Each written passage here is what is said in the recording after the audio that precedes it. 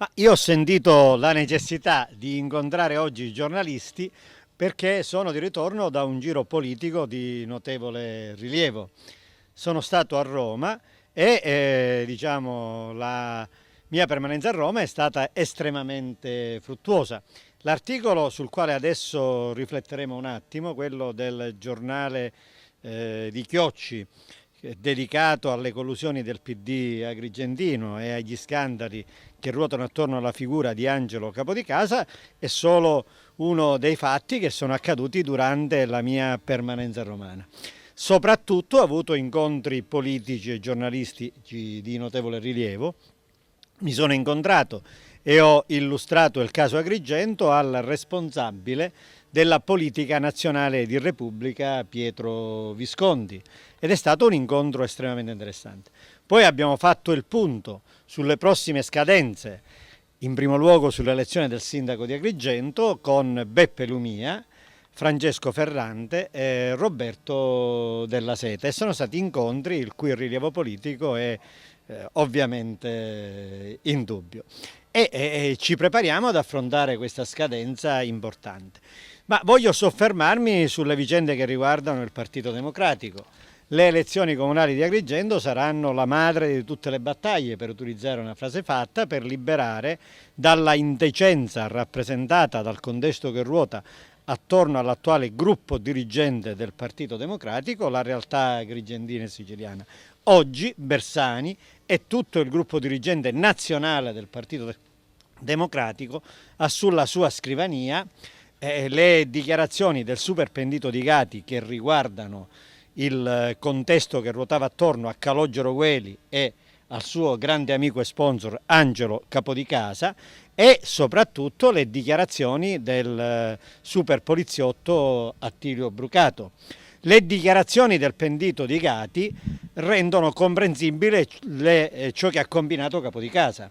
E Brucato che dice: non riuscivamo a darci una spiegazione sul perché Capodicasa ha ritenuto nel 2004 e nel 2005 di incontrarsi e di sponsorizzare fortissimamente con l'intero suo partito le posizioni di Gaetano Scifo, che aveva sul groppone l'arresto per corruzione aggravata da mafia ed era indicato nei giorni in cui si incontrava e complottava, diciamolo pure, con Capodicasa e il DS contro Moses. Era ritenuto appunto Scifo dalla DDA di Palermo come il prestannome di Cosa Nostra di Agrigento, cioè di Russello e di Lombardozzi.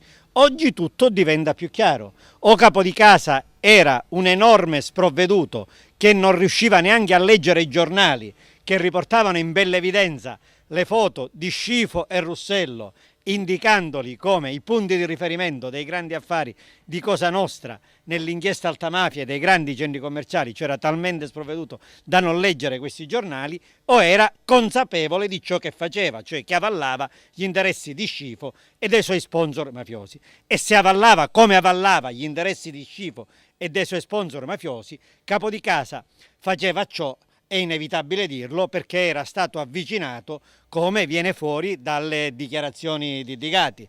Il capomafia di Oppolo, il vecchio Don Luigino Cacciatore, dice: Capodicasa è un uomo politico eventualmente a disposizione, e nella vicenda Scifo è stato totalmente a disposizione. Poi abbiamo le vicende di quelli di Campobello di Licata.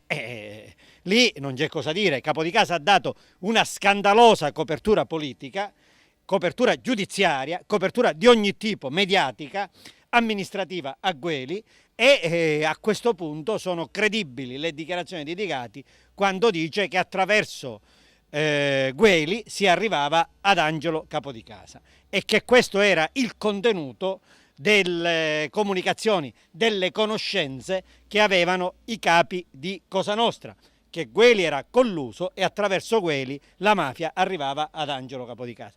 Poi Bersani potrà pure leggere l'odore di tangenti della vicenda dell'autodromo di Racalmuto, che Di Gati ricollega agli affari politici dell'onorevole Capodicasa. Tutto questo oggi non consente a nessuno di far finta di niente, e inviterei a Benedetto Adragna, che di nome fa senatore questore, di darsi una smossa e di dire qualcosa all'opinione pubblica agrigentina.